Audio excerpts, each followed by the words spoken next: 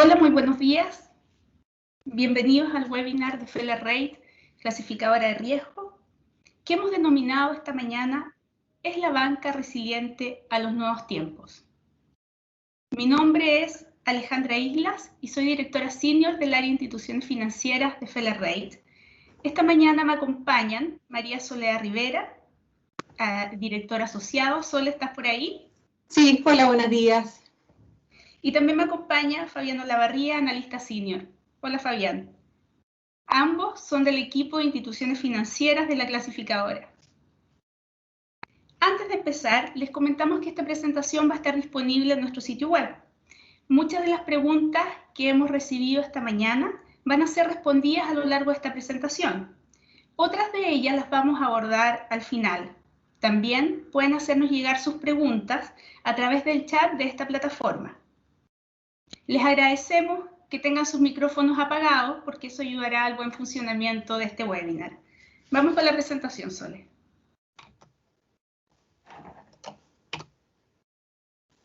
En un escenario de alta complejidad derivado de la pandemia de coronavirus, esta mañana vamos a analizar las variables que para nosotros son relevantes en la evaluación de la industria bancaria. Por un lado, vamos a comentar el crecimiento y desempeño de la banca.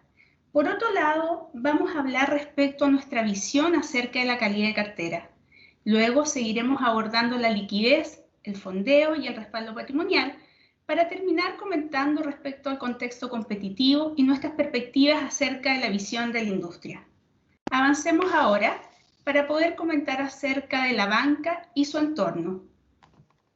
Sin lugar a dudas, este año, la banca ha operado en un contexto regulatorio y normativo que ha sido favorable para su desempeño. Le ha permitido jugar un importante rol anticíclico. En este contexto, a nuestro juicio, las medidas implementadas por el Banco Central de Chile, por la Comisión para el Mercado Financiero y las acciones que ha llevado a cabo el gobierno, sin duda favorecen el mapa o el marco donde ha jugado la banca. En primer lugar, tenemos la flexibilización del calendario Basilea III, que ha dado espacio para que los bancos puedan otorgar mayores créditos. Por otro lado, hay un tratamiento especial, como todos sabemos, a las reprogramaciones y a las provisiones. Esto permitió o ha permitido suavizar el impacto de la calidad de cartera, especialmente en el inicio de la pandemia, cuando el nivel de incertidumbre era bastante alto. Avancemos ahora a la siguiente lámina. Vamos a iniciar esta parte comentando respecto al crecimiento y los resultados de la industria bancaria. Vamos a la lámina siguiente. En esta lámina tenemos una evolución bastante extensa respecto del crecimiento de las colocaciones en los últimos 12 meses. Vemos cómo en el primer semestre de este año el ritmo de crecimiento ha sido bastante favorable. Y esto es muy opuesto, si ven ahí el año 2009, a la contracción que sufrió la banca en ese periodo posterior a la crisis financiera internacional. En este sentido, entonces, la banca mostraba un dinamismo importante. Si analizamos ahora la lámina que sigue por segmentos de negocio, vemos acá cómo las colocaciones comerciales registran un avance sustantivo. Aquí hay dos factores que me gustaría comentar. El primer trimestre del año para la banca fue muy positivo. Principalmente las empresas demandaron créditos, financiamiento, capital de trabajo, porque preveían también un año más incierto. Posteriormente, el crecimiento que vemos allá en el segundo trimestre refleja el éxito de las medidas del programa COVID-FOGAPE, donde la banca ha sido activa en el otorgamiento de estos créditos, que como sabemos van asociados a pequeñas y medianas empresas. También queremos destacar acá la línea celeste, que muestra un buen dinamismo, un buen desempeño en los créditos hipotecarios para la vivienda. El movimiento opuesto aquí lo tienen los créditos de consumo. La contracción es bastante relevante en este segmento, incluso mayor a la que se observa en esta lámina el año 2009. Aquí hay dos cosas importantes para comentar. Primero, post-estallido social, este segmento registra un avance de la morosidad y ahí los bancos, las instituciones bancarias restringieron su otorgamiento de crédito.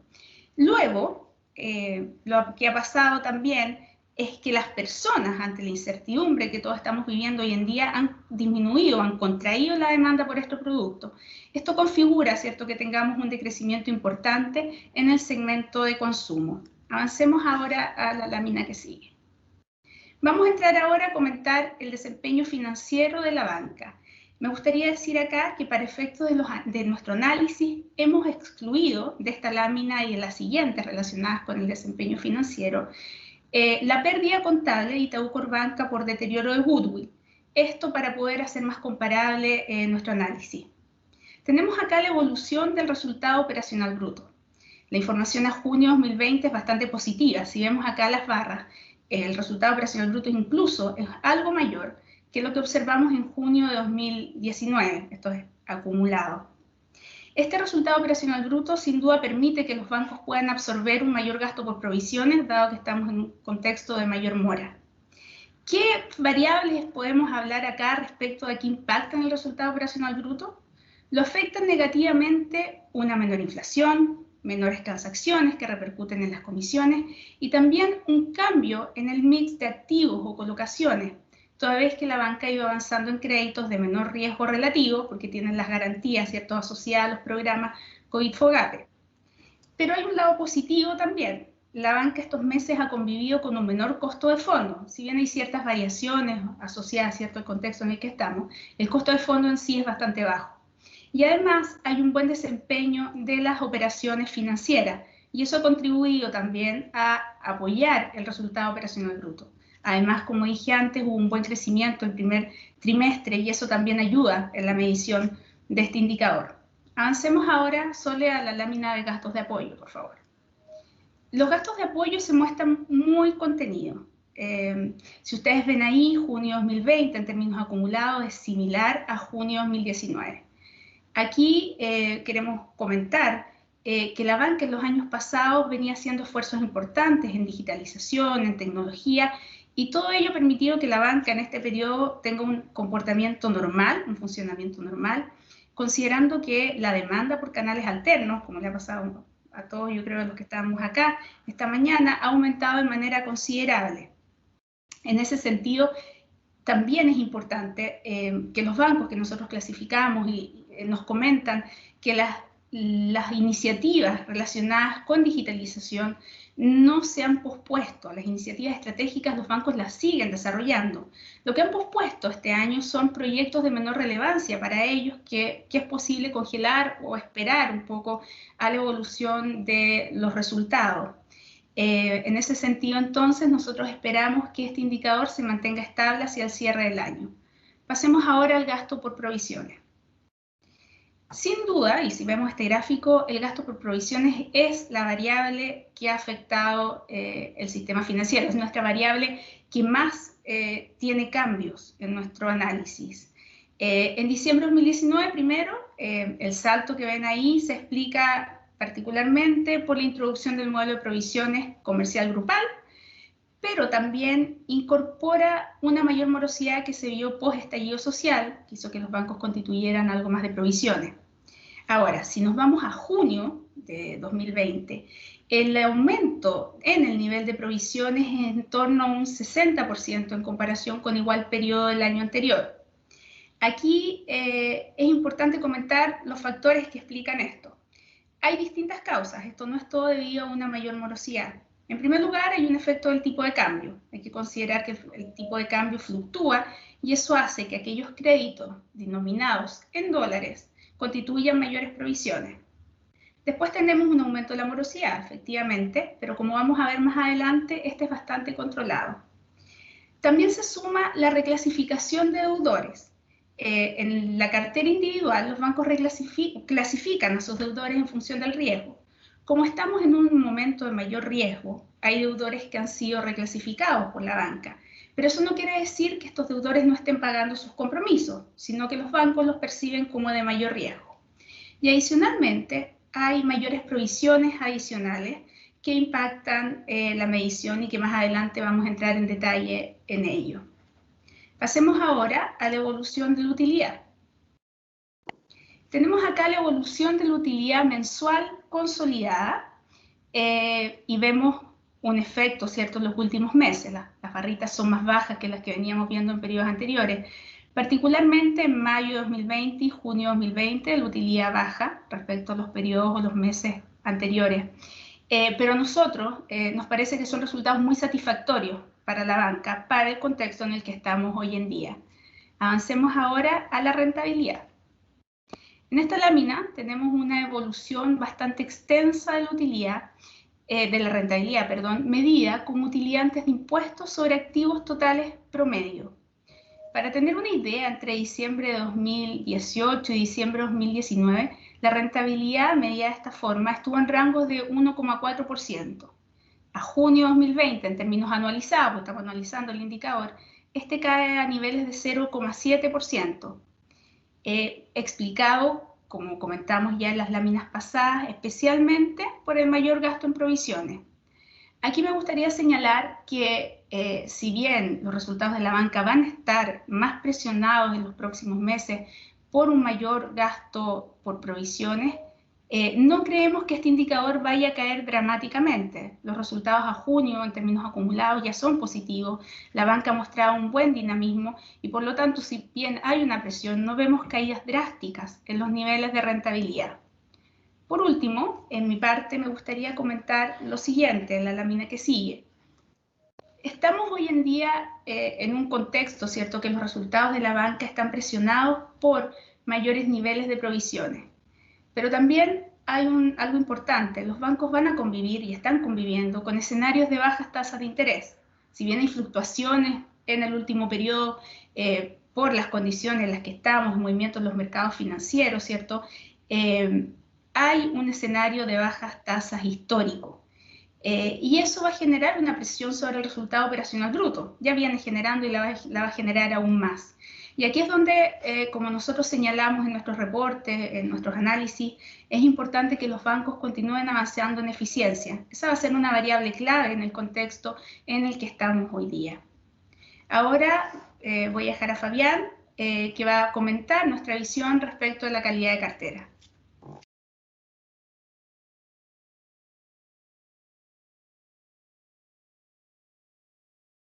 Yo les voy a hablar sobre la calidad de cartera de créditos en la banca y les voy a contar un poco qué ha pasado en los últimos meses.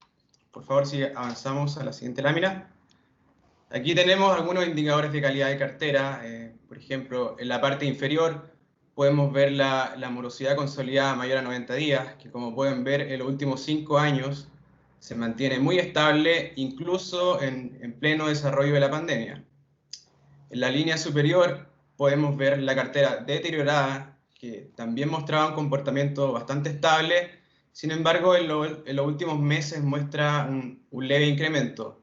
Destacar que la cartera deteriorada incluye la mora mayor a 90 días, así como también aquellos casos en los cuales existe alguna evidencia de que no van a cumplir los pagos en los términos pactados. Ahora, ustedes se preguntarán de por qué estos niveles de calidad de cartera se mantienen contenidos, y eso se explica un poco por la siguiente lámina. Por favor, si avanzamos. Gracias. Bueno, como todos saben, ya la banca ha mantenido un rol bastante activo en cuanto a reprogramaciones para ayudar o apoyar a sus clientes en este contexto. A julio, la cartera total reprogramada alcanzaba alrededor de un 32%, y bueno, esto consideraba los segmentos de consumo, vivienda y comercial grupal. Estas medidas están bastante en línea con lo que han hecho otros países, como por ejemplo Perú, Brasil, Colombia, y por supuesto también se encuentra en línea con lo que ha establecido la CMF en cuanto a la flexibilización de las provisiones para esta cartera. Ahora, hacia adelante, bueno, es importante considerar que esta cartera debe retomar sus pagos. Nosotros estimamos que podría estar el grueso entre fines de 2020 y principios de 2021. Por lo tanto, va a ser muy importante ver qué va a pasar con esta cartera. Por favor, si avanzamos a la siguiente. Bueno, aquí podemos ver la evolución de la mora mayor a 90 días por tipo de segmento. Y bueno, en general el gráfico es bastante claro. El segmento que ha mantenido o ha exhibido un mayor deterioro es el del consumo. Si bien muestra un incremento en los últimos meses, este deterioro ya se viene mostrando desde los últimos meses, desde 2019. Y aquí la pregunta clave que de hecho nos hicieron en este webinar tiene que ver con cuándo esperamos el mayor pic de deterioro. Y nosotros creemos que para responder esta pregunta hay que tener en cuenta que, bueno, 2021 debería ser un año de mayor reactivación económica, en línea con lo que viene anunciando el gobierno en cuanto a inversión en infraestructura, fortalecimiento del empleo, y también hay que considerar que la cartera reprogramada, como les dije, tiene que retomar los pagos en los próximos meses. También es importante considerar que los créditos con garantía FOGAPE deben empezar a iniciar sus pagos, dado que tenían un periodo de gracia de 6 meses. Entonces, considerando eso, nosotros creemos que los mayores niveles de morosidad deberían estar en torno al primer trimestre de 2021, para luego ya mostrar una cierta estabilización en línea con el contexto económico. No obstante, creemos que estos niveles de estabilización van a estar por sobre a los niveles que veíamos previo a la pandemia. Igual hay que mencionar que el escenario es bastante cambiante y las variables van moviéndose día a día. Por favor, si avanzamos a la siguiente. Aquí vemos un gráfico bastante interesante, ya que nos muestra la composición mensual del gasto en provisiones. Si se fijan, entre marzo y junio de 2020 el gasto en provisiones creció de forma bastante relevante en términos mensuales y fue bastante mayor a lo que veíamos observando como el promedio histórico. Ahora bien, lo interesante también es que comienzan a aparecer unas barritas plomas, que son provisiones adicionales que han venido constituyendo algunos bancos, y esto viene como señal de resguardo ante eventuales deterioros de la cartera reprogramada. También da cuenta y da reflejo de que la banca tiene holgura para constituir este tipo de provisiones, en línea igual con los resultados que han venido mostrando, como mencionaba Alejandra. También es importante destacar que las provisiones regulatorias más las provisiones adicionales permiten cubrir alrededor de un 150% de la cartera vencida, ratios que para nosotros son bastante sanos. Por favor, si avanzamos a la siguiente. ¿Podemos avanzar a la siguiente, por favor? Sí, ya lo avancé, Fabián, de repente sí. Ah, ya. Bueno. No es fácil. Sí, bueno, aquí vemos la composición por sector económico de la banca.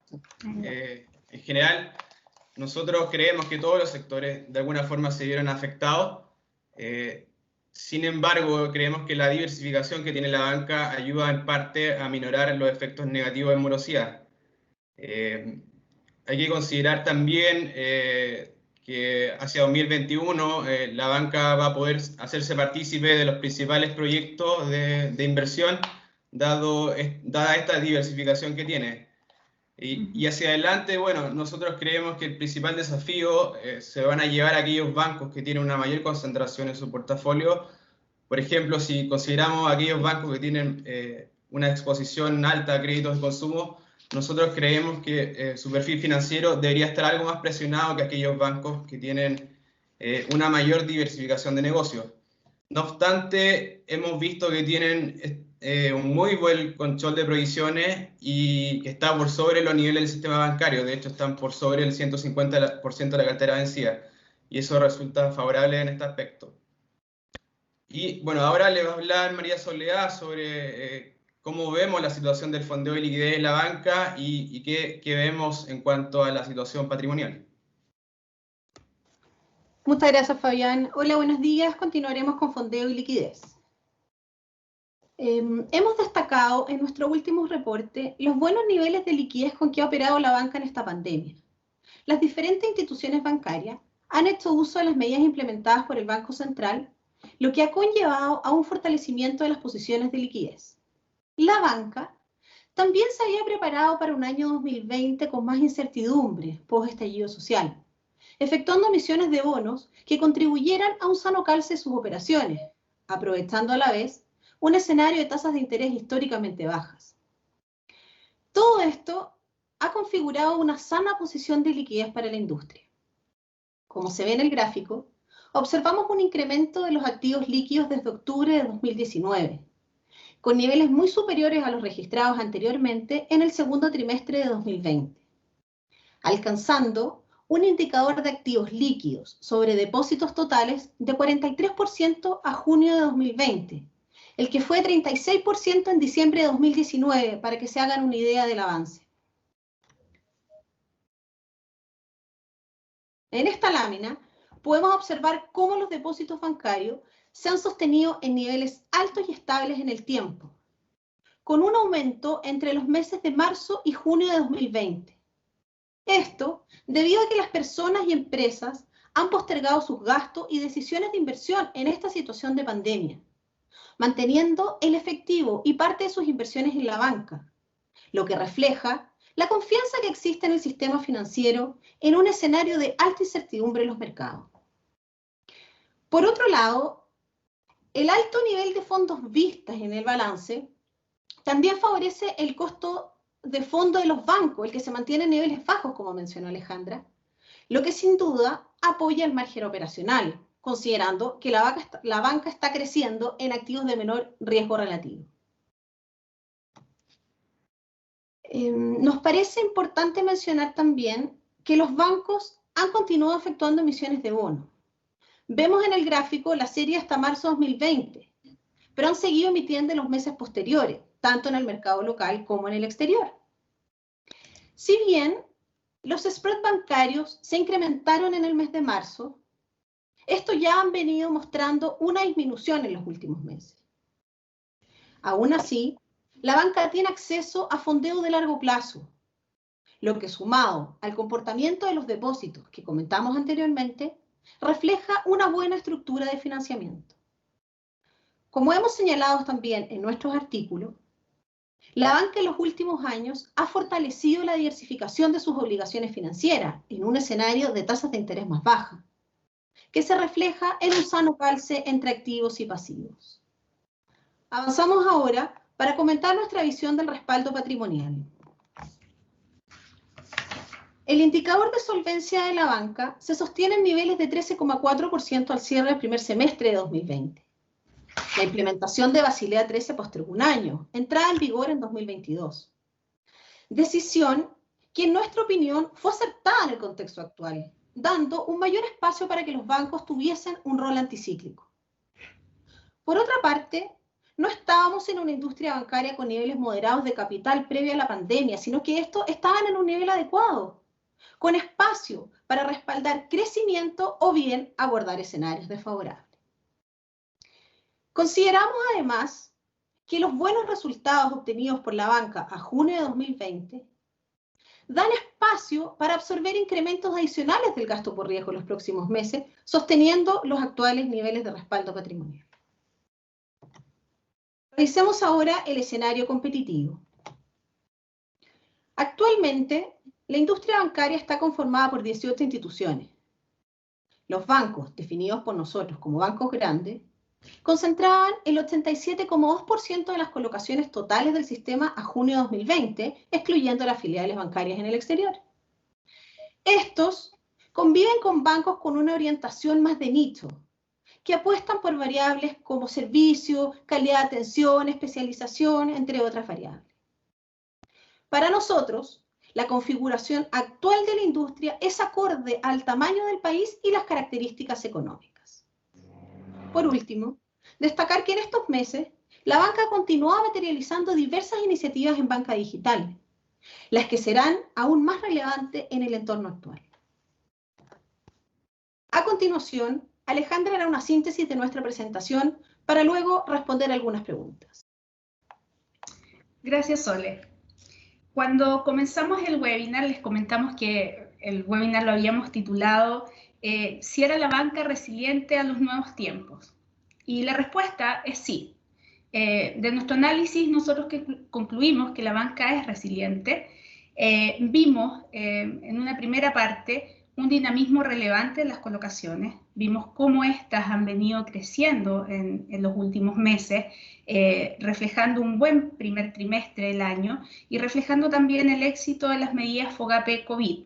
Eso denota también que la banca es relevante para el contexto en el que estamos, que juega un rol importante en términos anticíclicos hoy día.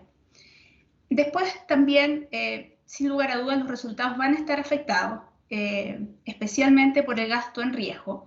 Pero como vimos en las láminas anteriores, hay buenos niveles de utilidad. A nuestro juicio, los niveles de utilidad son satisfactorios. La rentabilidad hacia el cierre del año va a estar afectada. Vamos a tener una rentabilidad en los rangos menores a los históricos, pero vamos a tener resultados positivos en el sistema, con una rentabilidad contraída, pero sin manifestar una caída abrupta de lo que estamos viendo hoy hacia el cierre del año. Luego, la calidad de cartera, como comentó Fabián, va a estar presionada. La presión va a venir especialmente de los créditos reprogramados, que deben retomar sus pagos en los próximos meses.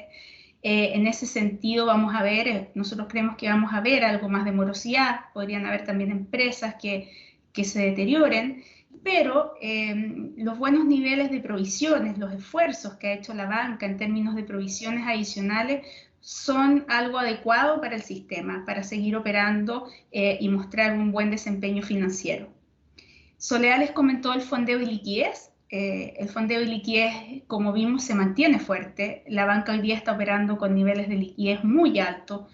Los indicadores normativos están muy holgados respecto a los mínimos. Por el lado del financiamiento, los bancos han seguido emitiendo bonos en Chile y en el exterior. Y es algo que venían haciendo en años pasados, configurando una estructura de financiamiento muy diversificada. En el fondeo de la banca hay depósitos vista, depósitos a plazo, bonos locales, bonos del exterior. Ahora también está el financiamiento proveniente del Banco Central, que ha sido sin duda un apoyo para disminuir incertidumbre. Y por lo tanto, creemos que hay un fuerte componente en lo que es el fondeo y la liquidez. Finalmente, los niveles de capital están en rangos adecuados. No estamos en Basilea III, eso es así, pero creemos que era necesario posponer la entrada de Basilea III este año. Esto se va a retomar el próximo año y por lo tanto vamos a ir avanzando en el calendario de Basilea III como corresponde. La ley ya está, así que es solo ya entrar en que las normas se vayan aplicando. Pero sí es importante, y es algo que nosotros vamos a estar monitoreando, que los niveles de respaldo patrimonial se mantengan adecuados, principalmente porque el patrimonio es la variable que permite absorber pérdidas inesperadas. Por lo tanto, esperamos que los bancos mantengan sanos niveles. Lo bueno en este ámbito es que la banca acumula con las cifras a junio utilidades positivas. Eso permite absorber aún mayores gastos por provisiones, al tiempo que ya hay un colchón importante, como comentó Fabián, de provisiones adicionales. Y eso también es algo tranquilizador para el desempeño de la banca. Con esto terminamos la presentación. Les agradecemos a todos habernos escuchado. Vamos a pasar ahora a la ronda de preguntas. Vamos a partir primero con aquellas preguntas que nos llegaron a través de la inscripción. Muchas de ellas creemos que están abordadas ya en lo que conversamos, pero hay otras que no. Esas las vamos a contestar ahora y después vamos a seguir con algunas preguntas que hayan llegado en este tanto. Dale, Sol. Perfecto. Vamos a partir entonces. ¿Cómo ven el nivel de provisiones en términos comparativos con otras instituciones bancarias en Sudamérica? Esa pregunta la voy a tomar yo. Bueno, en general se han visto tendencias en términos de provisiones bastante parecidas en algunos países de la región. Por ejemplo, sin ir más lejos, si observamos a los bancos múltiples de Perú, aumentaron sus provisiones un 30% interanual a junio. Dos de los principales bancos de Brasil aumentaron sus provisiones un 25% a junio. En Colombia, uno de los principales bancos de Colombia un 70%. Y bueno, como mencionó Alejandra, en Chile fue de un 60%. Entonces, hay claramente una tendencia a elevar las provisiones. Puede ser que en algunos países difiera un poco porque, por ejemplo, en otros países de la región deben constituir provisiones adicionales obligatorias, mientras que en Chile son voluntarias. Ahora bien, en Chile las provisiones adicionales, como les mencioné anteriormente, si las juntamos con las regulatorias, cubren el 150% de la cartera vencida.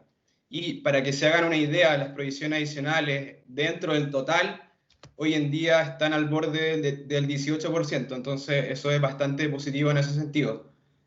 También destacar que los otros países de la región también han adoptado medidas en cuanto a reprogramaciones. Por ejemplo, Perú y Colombia, sus carteras también están reprogramadas alrededor de un 40%. Por lo tanto, hacia adelante igual vemos un mayor deterioro y vemos que los gastos en provisiones se van a mantener más o menos en volúmenes más relevantes. Sí, también hay para complementar, en el caso de Europa, por ejemplo, España también tiene el mismo comportamiento de las variables que estamos viendo acá en Chile. Los reguladores en general han aplicado medidas bastante similares con algunos matices respecto de sus normas o sus marcos, pero en el caso español también hay un mayor gasto en provisiones que sigue la tendencia de lo que hemos estado observando acá. Con provisiones adicionales y también ellos ya están retomando los pagos de los créditos que fueron pospuestos, al igual que acá, van más adelantados, ¿no? Y eso también se observa una buena intención de pago. Ellos han destacado que hay buena intención en retomar los pagos de los deudores, así que ahí también tenemos algún tipo de señal respecto a lo que está pasando en otro país. Gracias, Fabián y Alejandra, muy claro. Seguimos entonces. Dice, en el contexto actual, ¿qué rango respecto a las tasas de crecimiento estima para las colocaciones comerciales, de consumo y vivienda de la banca para 2021-2022? Aquí, bueno, el crecimiento que tenga la banca el próximo año sin duda va a estar relacionado con el crecimiento económico.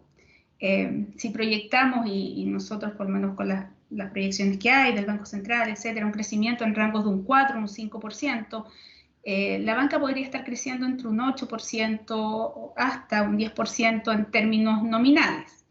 Ahora bien, ¿qué segmentos van a crecer? Consideramos que el segmento comercial va a seguir mostrando un buen dinamismo.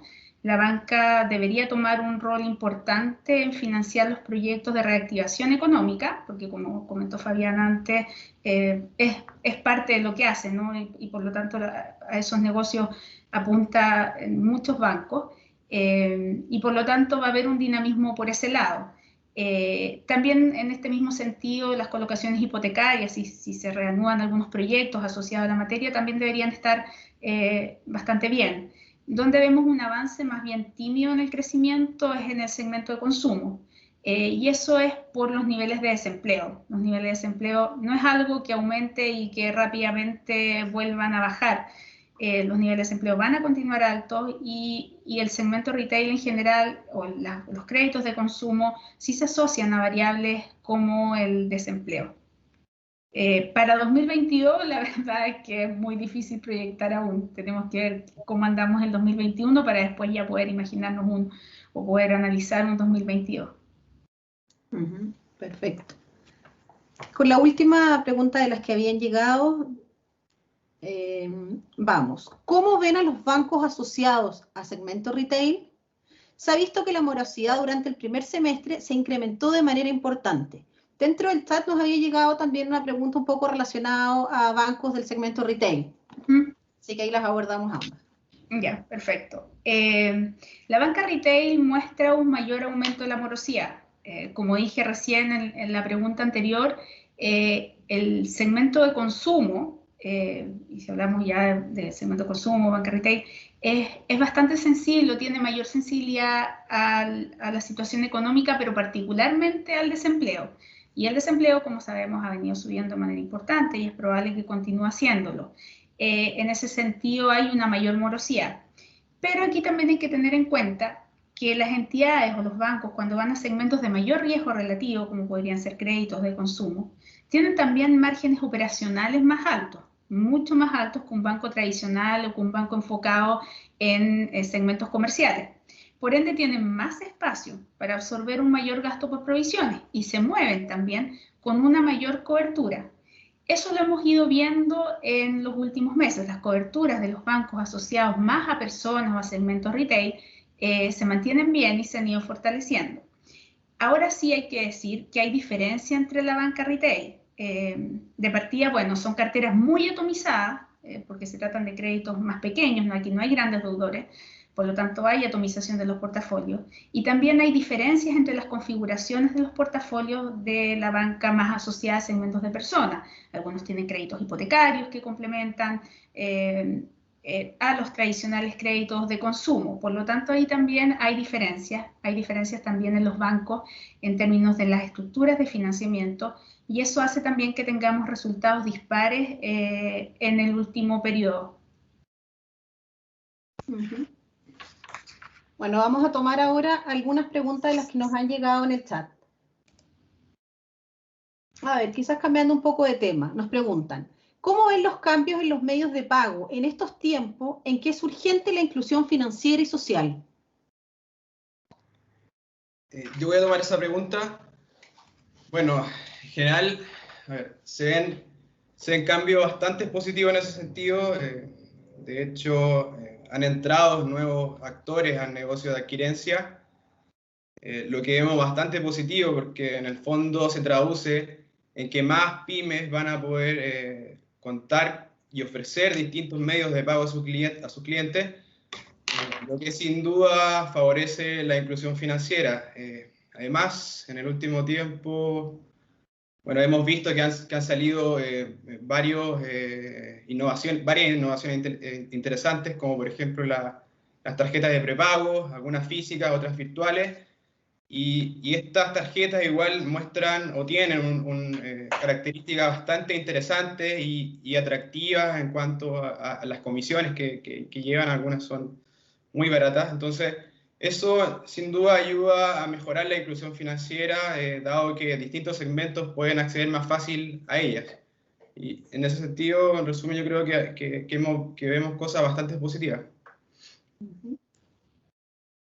Gracias, Fabián. Bueno, nos hacen una pregunta también de un poco de que, claro, los números se han visto mejor de lo que se pensaban.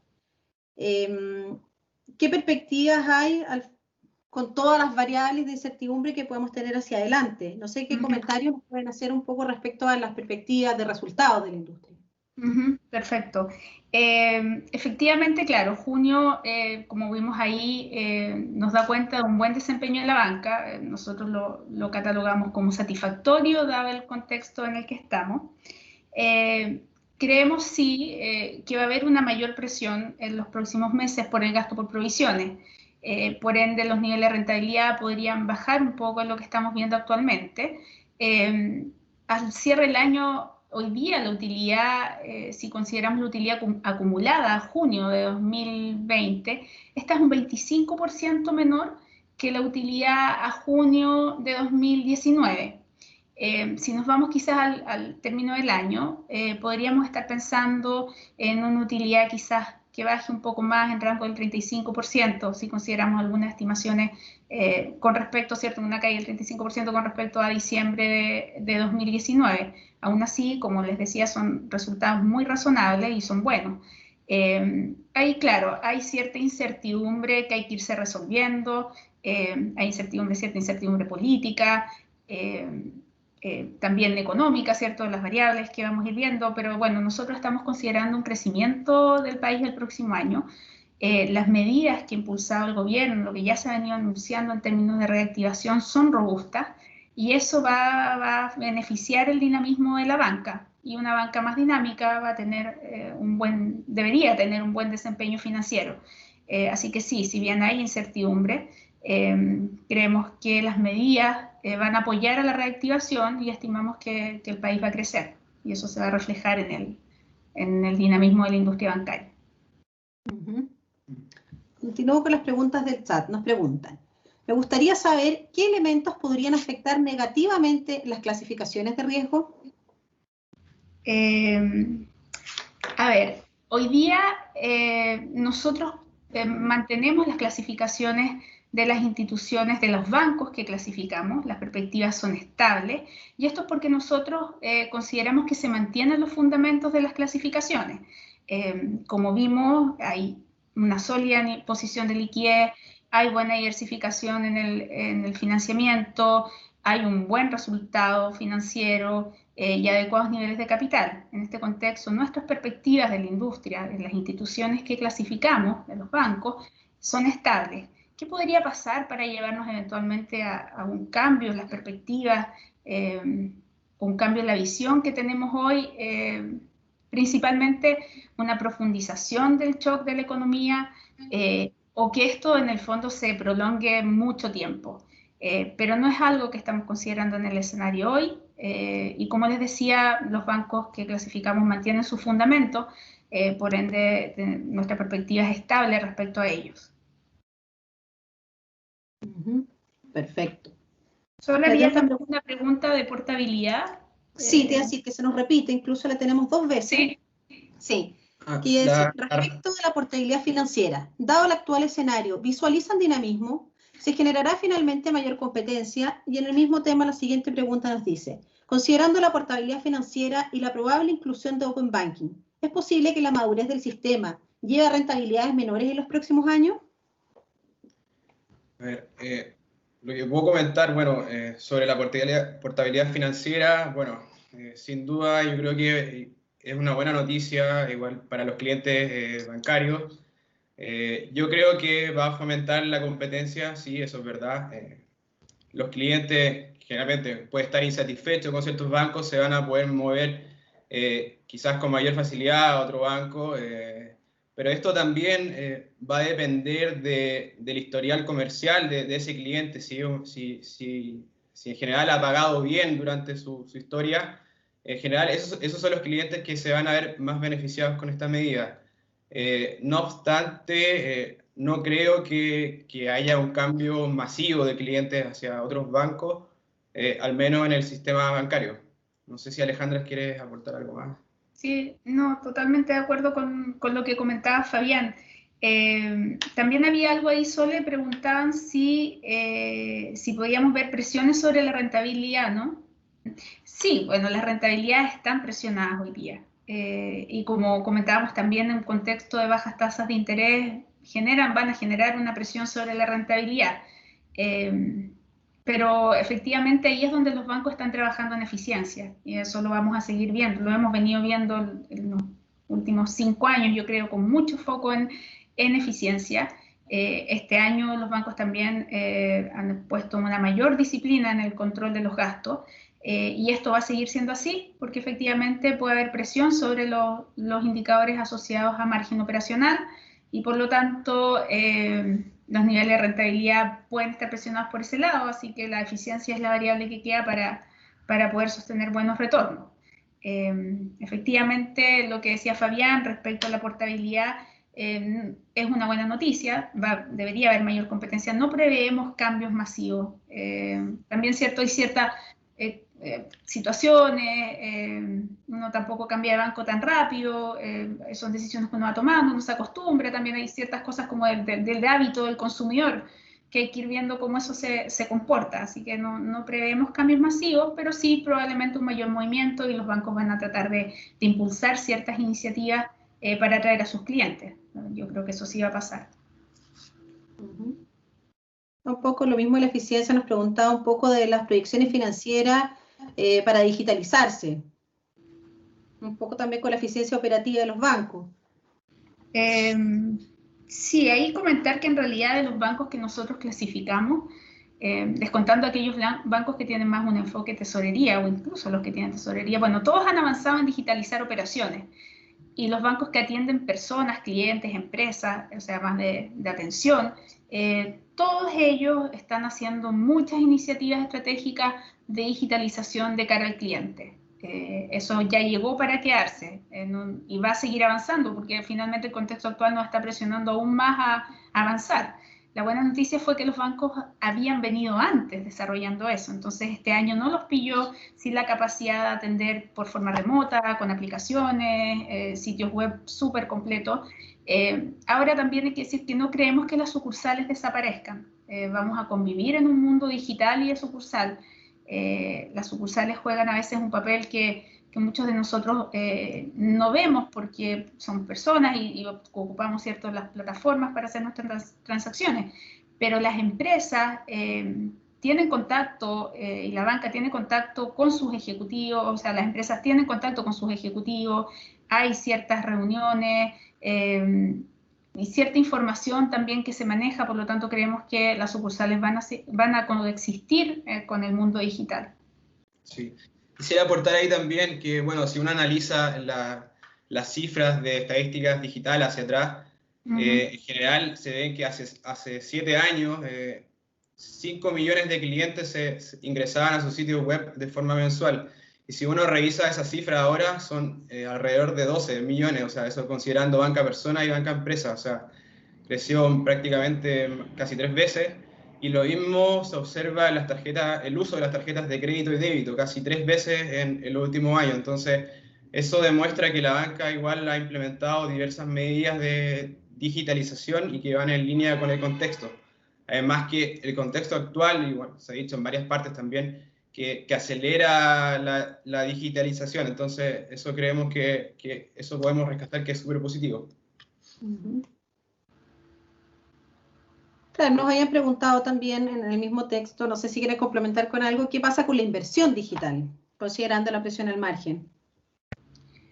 La inversión digital se mantiene de los bancos que nosotros clasificamos, los que conversamos, y ellos también lo han señalado, ¿cierto?, en sus presentaciones trimestrales que efectúan, que son públicas. La inversión digital se mantiene en todos los proyectos que ellos consideran estratégicos. Eso no hemos visto que se haya detenido porque hay un plan estratégico el cual ellos siguen, la banca sigue trabajando. O sea, si bien estamos en un contexto mucho más desafiante, los bancos siguen abordando sus estrategias y no han pospuesto aquellas iniciativas digitales que consideran relevantes para la atención de sus clientes o para su normal funcionamiento. Eso lo hemos visto, uno como usuario también lo ve en la prensa, en la publicidad, ¿cierto? Hay muchas iniciativas nuevas, digitales, adaptándose, ¿cierto?, al no tener contacto físico en los medios de pago. Por lo tanto, la banca sigue trabajando en todo lo que considera estratégico en esos términos. Eso no se ha pospuesto. Perfecto. Bueno, nos preguntas también, dice, el nivel de riesgo de la economía subió, la demanda está deprimida, es incierto el pronóstico de crecimiento de la economía en 2021. ¿Por qué la banca debiera reducir su colchón de liquidez y reorientar esos recursos a colocaciones? La banca va a seguir operando con liquidez en la medida que perciba. O sea, creo que la banca chilena siempre ha operado con muy buenos niveles de liquidez.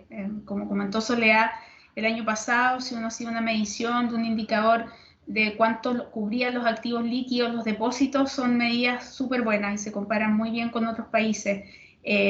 Por lo tanto, bueno, ustedes ahí pueden acceder a nuestras estadísticas, pero la verdad es que la banca chilena siempre ha operado con muy buena liquidez.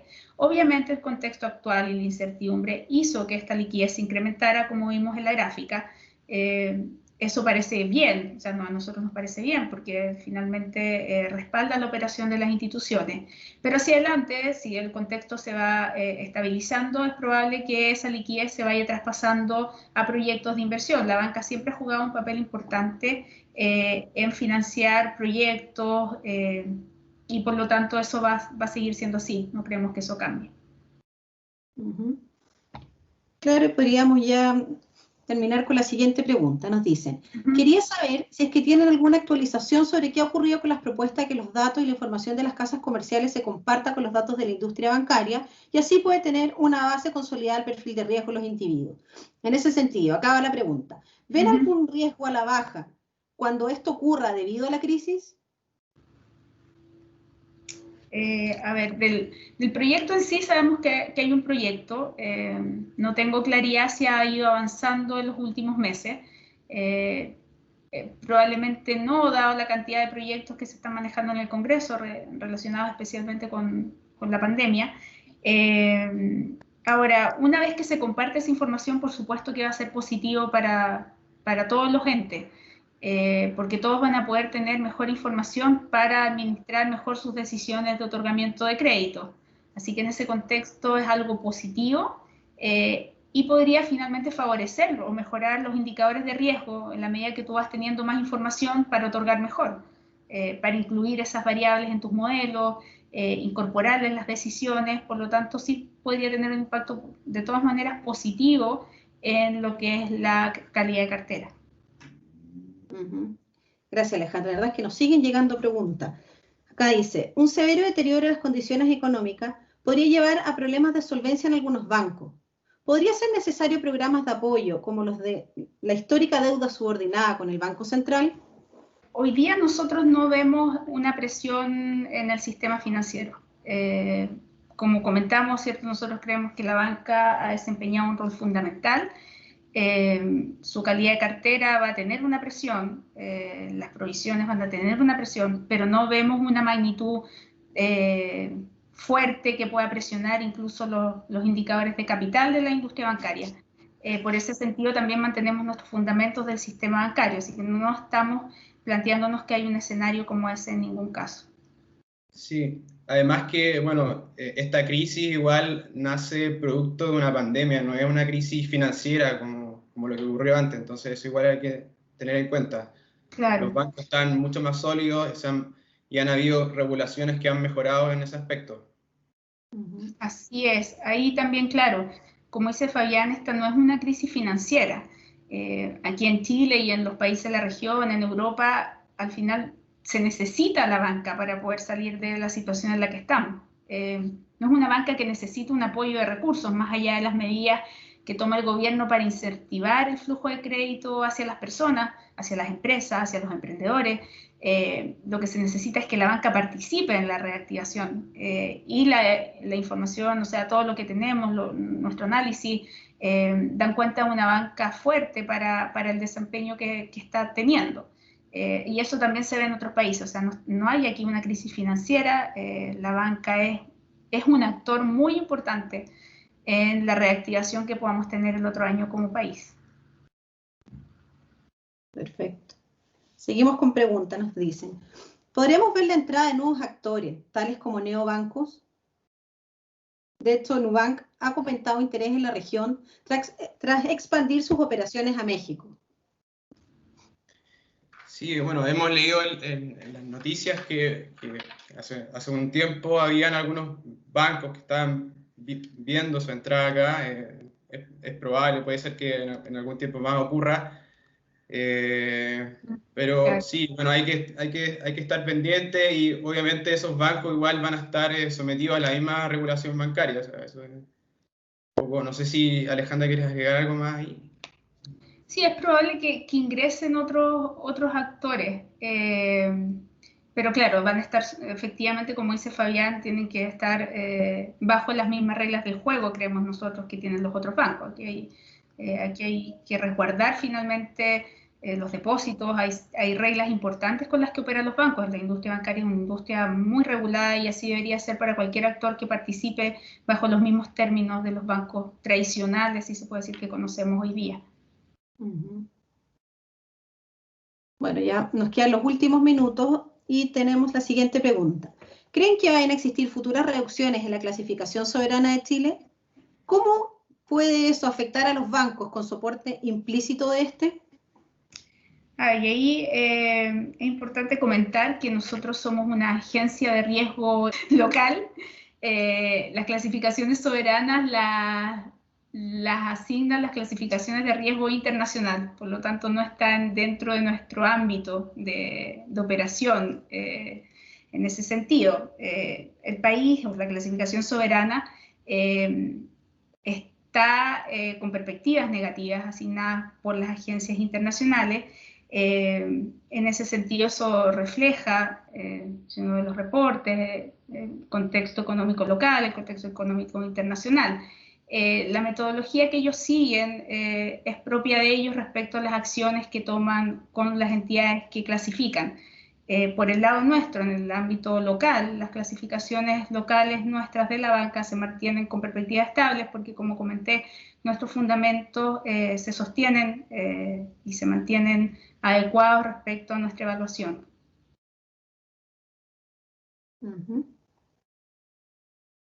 Claro, ahora sí que nos vamos con la última, nos dicen.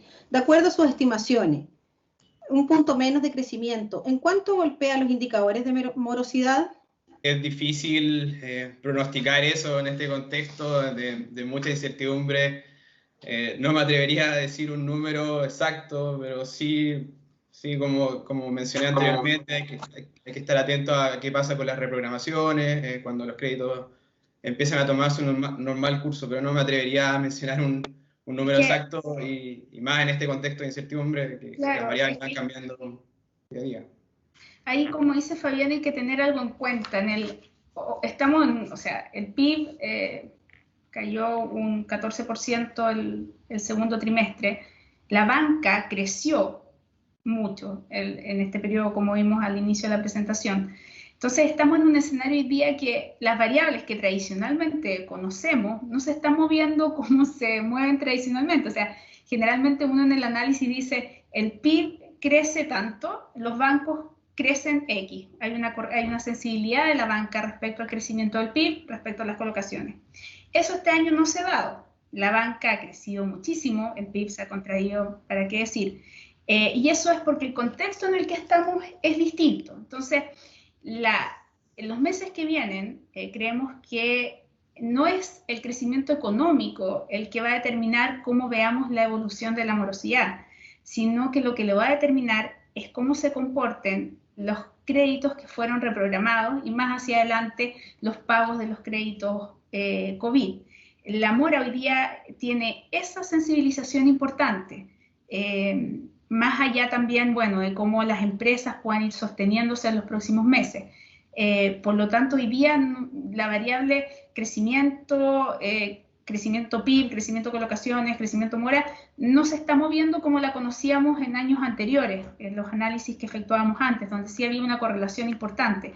Estamos en un contexto muy distinto y como les decía, las variables fundamentales aquí van a ser ver cómo se comportan los créditos reprogramados, cómo las empresas vayan tomando las oportunidades que se vayan presentando en la economía y finalmente cómo la economía se recupere en el 2021. Pero para estos meses que vienen, el mayor monitoreo que hay que hacer es en estos créditos reprogramados, así como también en el comportamiento de las empresas.